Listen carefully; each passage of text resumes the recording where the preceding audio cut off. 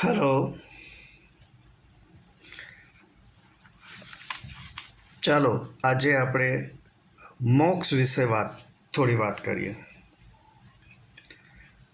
એવું કહેવાય છે કે આપણને પ્રાપ્ત થયેલ મનુષ્ય જીવન ઈશ્વરની અણમોલ ભેટ છે. 84 લાખ ફેરા પછી મનુષ્ય જીવન મળે છે, પરંતુ આવી અમૂલ્ય ભેટ માત્ર એક જ વખત મેળવી અને આપણે તૃપ્ત થઈ જઈએ છીએ. આપણે જન્મ અને મૃત્યુના ચક્કરથી મુક્ત થઈ મોક્ષ પ્રાપ્ત કરવા ઝંખીએ છીએ, પરંતુ મોક્ષ ખરેખર શું છે? હિન્દુ ધર્મમાં કૈવલ્ય એટલે મોક્ષ, બૌદ્ધ ધર્મમાં મોક્ષને નિર્વાણ કહે છે. આમ હિન્દુ ધર્મ, બૌદ્ધ ધર્મ, જૈન ધર્મ બધા જ મોક્ષનો માર્ગ ચીંધે છે. પરંતુ એક જ વ્યક્તિ એવી હતી જેને મોક્ષની ઈચ્છા ન હતી.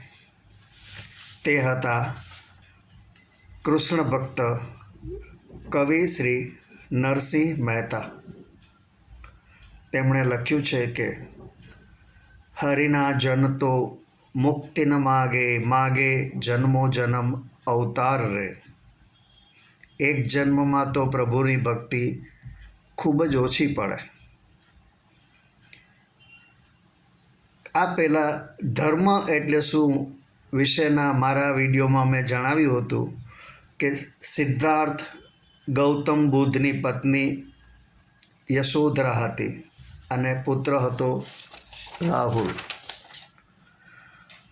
વર્ધમાન મહાવીરની પત્ની હતી યશોદા અને પુત્રી હતી પ્રિયદર્શના. બુદ્ધ અને મહાવીર બંને સમકાલીન હતા અને બંનેએ સંસાર ત્યાગીને સંન્યાસ લીધેલો. પ્રાચીન સમયમાં એક મુચકુંડ ઋષિ હતા. તેઓ ધ્યાનમાં બેઠા હતા ત્યારે ઇન્દ્રએ તેમનો તપોભંગ કર્યો. ઇન્દ્રને તો તેમણે જવા દીધા, પણ ત્યારથી તેમણે એક નક્કી કર્યું કે હવે પછી જો કોઈ તેમની નિંદ્રામાં પણ ખલેલ પહોંચાડશે તો બળીને ભસ્મ થઈ જશે. હવે થયું એવું કે ખૂબ જ શક્તિશાળી કાલ યવન કૃષ્ણને મારવા તેની પાછળ પડ્યો. કૃષ્ણએ ભાગતા ભાગતા જોયું કે એક જગ્યાએ મુચકુંદ ઋષિ સૂતા હતા. કૃષ્ણએ પોતાનું પીળું વસ્ત્ર એટલે કે ખેસ તેમને ઓઢાડી અને છુપાઈ ગયા. કાલ યવન ત્યાં આવ્યો ત્યારે તેને થયું કે કૃષ્ણ થાકીને સૂઈ ગયા છે. તેણે એક લાત મારતા મુચકુંદ ઋષિ જાગૃત થઈ ગયા. જેવી તેમની દ્રષ્ટિ કાલ યવન પર પડી ત્યાં તો કાલ યવન બળીને રાખ થઈ ગયો. ત્યારે કૃષ્ણ પ્રગટ થયા અને મુચકુંદ ઋષિને મોક્ષનું વરદાન આપવા ગયા ત્યારે તેમણે તેમનો અસ્વીકાર કર્યો, કારણ કે તેમને હજુ ખૂબ જ તપ અને ભક્તિ કરવા હતા. કહેવાય છે કે ભક્ત કવિ નરસિંહ મહેતા મુચકુંદ ઋષિનો બીજો અવતાર હતા. તેઓ જૂનાગઢમાં કરતાળ વગાડે અને વૈકુંઠમાંથી જવાબ આવે, બોલો મહેતાજી, શું કામ પડ્યું? એ જમાનાની જૂનાગઢ અને વૈકુંઠ વચ્ચેની ડાયરેક્ટ હોટલાઇન હતી. મોક્ષ ખરેખર શું છે? મોક્ષ પામેલા આત્માને કોઈ કામ કરવું પડતું નથી, એટલે કે કર્મના બંધનમાંથી મુક્તિ પ્રાપ્ત થાય છે. કોઈ દુઃખ ભોગવવું પડતું નથી, કોઈ પીડા થતી નથી, કોઈ સંતાપ સહન કરવો પડતો નથી. સદાય સુખ, શાંતિ અને આનંદ. પરંતુ ખરેખર તો દુઃખ છે તો જ સુખની કિંમત છે. પરંતુ જો દુઃખ જ ન હોય તો સુખનું મહત્ત્વ ન દેખાય. આ મોક્ષ મેળવેલાઓનો સમય કઈ રીતે પસાર થતો હશે એ એક મોટો પ્રશ્ન છે.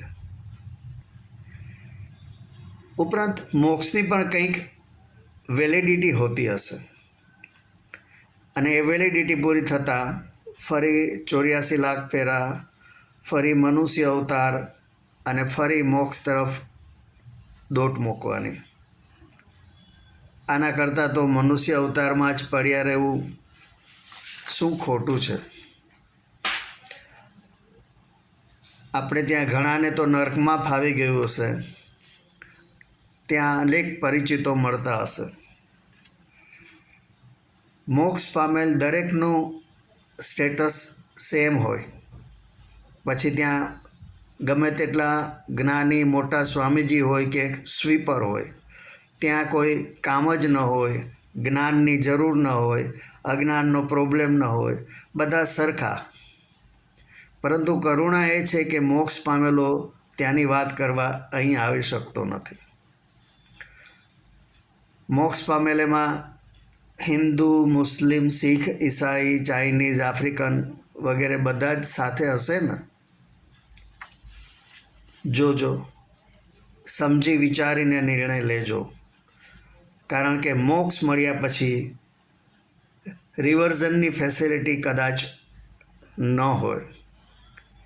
પ્રભુ અમને સદ્બુદ્ધિ આપજો, એ જ પ્રાર્થના. આપને જો મારો આ વિડીયો ગમ્યો હોય તો પ્લીઝ લાઈક કરજો, આપના ગ્રુપમાં શેર કરજો અને મારી ચેનલને સબસ્ક્રાઈબ કરજો. આવજો. આભાર.